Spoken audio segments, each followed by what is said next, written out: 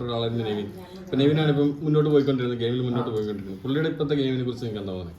അത് കളിക്കുന്നുണ്ടല്ലോ, നന്നായിട്ട് കളിക്കുന്നതുകൊണ്ടാണ് അവനവിടെ നിൽക്കുന്നതെന്ന് ആലോചിക്കുക. എല്ലാവരും നന്നായിട്ട് കളിക്കുന്നവരാണ് ഇപ്പോൾ നിൽക്കുന്നത്.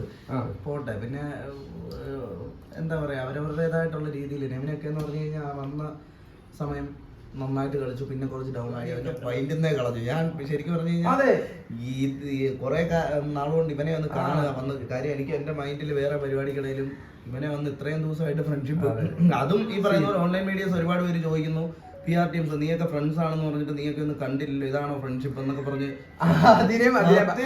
നമ്മളെന്തായാലും കാണാം. എല്ലാവർക്കും തിരക്കുണ്ട്, എല്ലാരും കാണും. ഞാനിപ്പോ എല്ലാ പഴയ ബിഗ് ബോസ് നമ്മൾ ഈ പറഞ്ഞ പോലെ ഈ സീസണിൽ ഇറങ്ങിയ ആൾക്കാരായിട്ടൊക്കെ ഇടക്കിടക്ക് കണ്ടായിരുന്നു. അക്ബറിന്റെ ഒരു പരിപാടിക്ക് പോയായിരുന്നു. അതിന് എനിക്ക് വരാൻ പറ്റിയില്ല ശരിക്കും. എന്നെ വിളിച്ചിട്ടുണ്ടായിരുന്നു, പക്ഷെ അതിലൊന്നും വീഡിയോ കോൾ ഇവൻ വിളിച്ചെന്നെ. ഞാൻ വീഡിയോ കോൾ ചെയ്തായിരുന്നു. വരാൻ പറ്റും. നേരത്തെ പറഞ്ഞല്ലോ, നമ്മളിപ്പോ ഗെയിമിനകത്ത് വേറൊരു മൈൻഡ് സെറ്റാണ്. ഗെയിമിനകത്തുനിന്ന് ഇറങ്ങി കഴിഞ്ഞിട്ട് പിന്നെ ഈ പറഞ്ഞ പോലെ ഈ ഒരു എന്താ പറയാ, നമ്മളിപ്പോ അതിനകത്തും പുറത്തും എപ്പോഴും ആരും ഉപദേശം കേൾക്കാറില്ല. ഈ പറഞ്ഞ പോലെ ഒരാൾ വന്നിട്ട് നീ ഇങ്ങനെയാണ് നീ അങ്ങനെ ചെയ്യണം എന്ന് പറഞ്ഞാൽ കേൾക്കില്ല.